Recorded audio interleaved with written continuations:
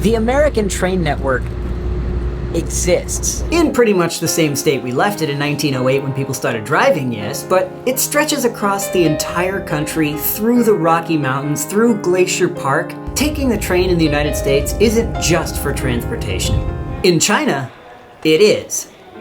The difference between train travel in China and the US is obvious from the moment you buy a ticket. Searching for tickets in China results in dozens of options across all times of the day from pretty much any city to any city. In the US, you maybe will get 3. Depending on the route, sometimes there's 1. Be prepared for a dialogue box that says, "Sorry, there are no trains that go between these 2 destinations." The United States has so disprioritized train travel that the train tracks are owned by the freight companies.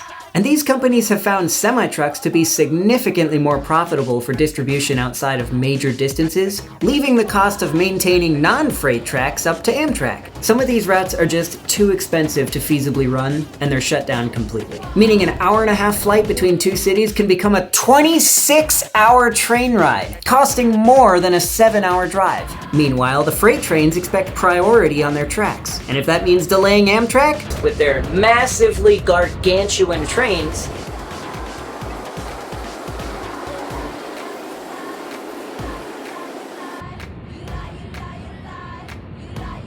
who cares? The fine is cheaper than the extra profits. Amtrak is plagued with business-crippling delays, like 17 hours kind of delays. This kind of delay is unheard of on Chinese trains. You know the reputation German trains have for being on time? Chinese trains make German trains look like American trains.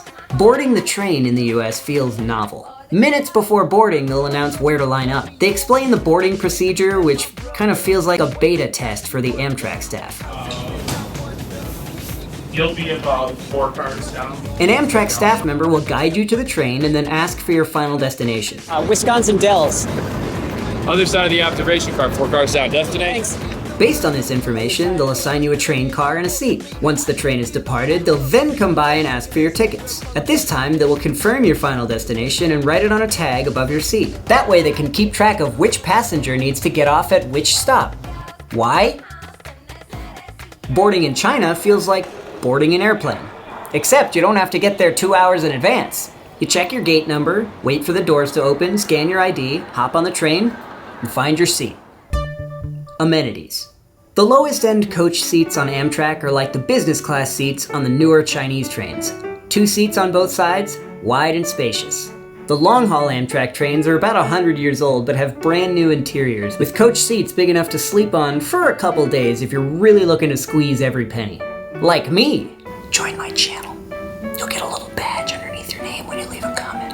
It's pretty cool. Chinese coach seats are by no means uncomfortable, but they're very basic. You won't be sleeping on that. On Amtrak, they still do the dining car.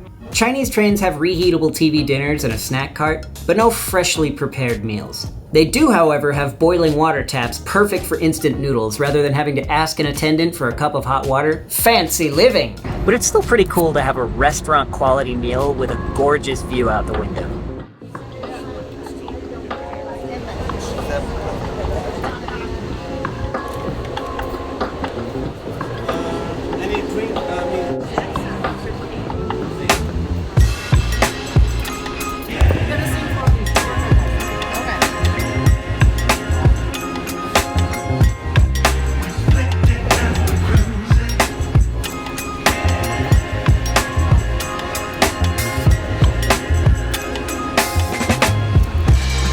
Can't ignore the plastic plate though.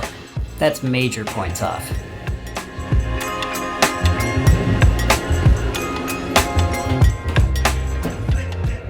I am now in the lounge of the Amtrak train. I'm not sure I really understand the point of the lounge because it says it's for women only on the outside, and then on the inside, it's for both.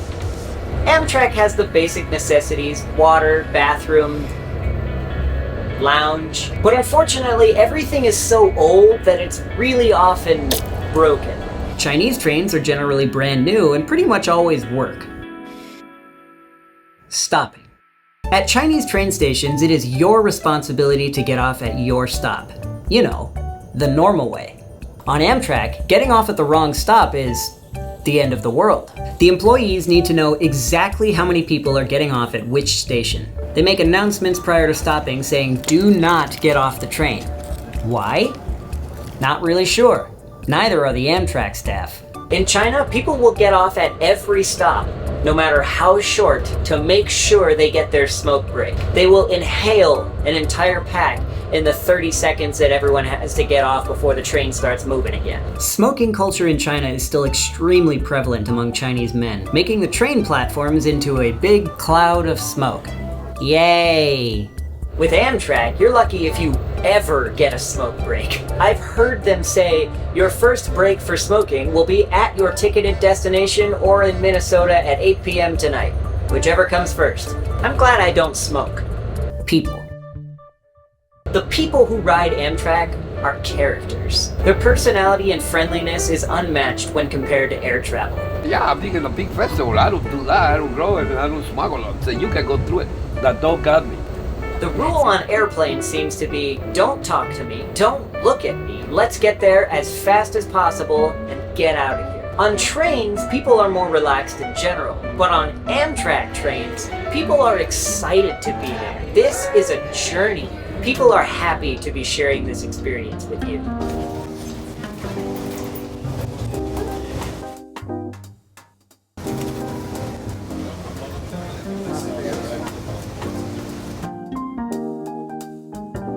Trains in China? Pretty much the same as the airplanes.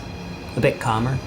But while yes, the American train network exists, it just isn't viable as a mode of transportation, with the exception of the St. Louis to Chicago and Northeast Corridor. Wasn't Trump supposed to make America great again? Where are our trains? We built the freeways. We built the original railroad, the tracks that I'm riding on right now. Well, actually, the Chinese built those tracks. Why can't we do it again? I mean, build railroads again, not have the Chinese build us railroads again. Although all the parts would have to probably be made in China, so... The experience of riding Amtrak's trains is a joy. The staff is all stoked to be working on the trains. Regardless of all the delays and angry passengers, they're just always in a good mood. They're available for questions and chatting, and they just make you want to support Amtrak. There's 3 bathrooms. There's no bathrooms upstairs. It's the sleeping car guy making the announcements. Just a heads up. And there's no shower. He made a train-wide announcement instead of his car. So again, no upstairs bathroom, no shower. All bathrooms downstairs. And I better yell at George. The staff on the Chinese trains is... I mean, they exist. It's pretty much all I can say about them. They don't seem happy. They barely feel like people. They just kind of walk up and down the aisles and repeat phrases. You wanna buy the coffee? You wanna buy the tea? You wanna buy the coffee? But every time I buy a plane ticket for a 2-hour flight and then arrive 2 hours early to the world's worst airport, I wonder what America would be like if we had a train system like China's. Hi. What are you doing in here? Making a video. I saw you guys at their camera. Now Oh, you're in that's the funny. women's lounge. Okay, this makes no sense. Is it the women's lounge? Good point, man. I didn't know what it meant by lounge, so I opened the door and was you were like... like, F this, I got makeup to put on. I'm gonna wash my face in here. But I gotta go to the dinner room, so... No, you're fine.